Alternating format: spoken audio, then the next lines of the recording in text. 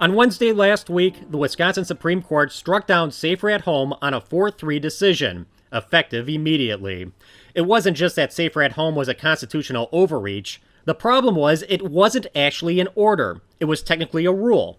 Orders have to be specific and can't create new criminal penalties. We know of no order that is more sweeping or that applies to more people than Emergency Order 28 in the history of our state. Rules, on the other hand, can apply to everyone and everything and even send people to jail. However, rules do have to go through the legislative rulemaking process, and Safer at Home did not do that. The point of 227 is to permit the legislature to oversee exercises of power that derive from the legislature in the first place. And as this court has held in numerous cases from Martinez on, that is a plainly legitimate exercise of legislative oversight. And this is the case that cries out for it.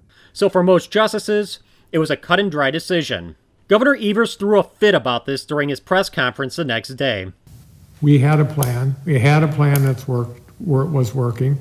The Supreme Court decided to throw that plan out on very shaky grounds, and the Republicans now own that. The Evers administration will continue to follow the Badger bounce back plan when it comes to its own employees and operations, and state buildings are still closed. The Evers administration is also working with local governments to keep the lockdown going wherever possible.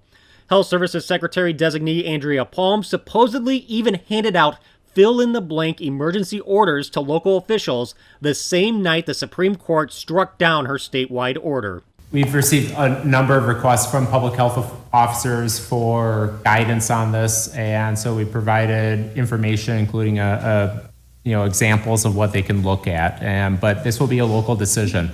Instead of a comprehensive statewide approach to keep people safe, we're seeing municipalities around the state chart their own course. That means you might have to follow a different set of rules than your neighbors across the street. Attorney General Josh Kaul says even though DHS does not have the power to order a lockdown, he told local governments on Friday that they do. However, not everyone agrees. The Wisconsin Counties Association advised its members that counties probably do not have the authority to enforce a lockdown.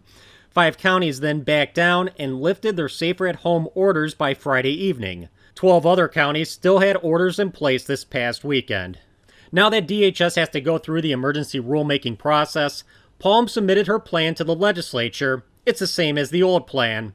Physical distancing in this phased approach, along with the aggressive testing and contact tracing, will help protect the health and safety of Wisconsinites until there is an effective vaccine. What we have done so far together is working. The new lockdown rule should go into effect on May 29th, but the legislature now has the power to suspend it once it does go into effect.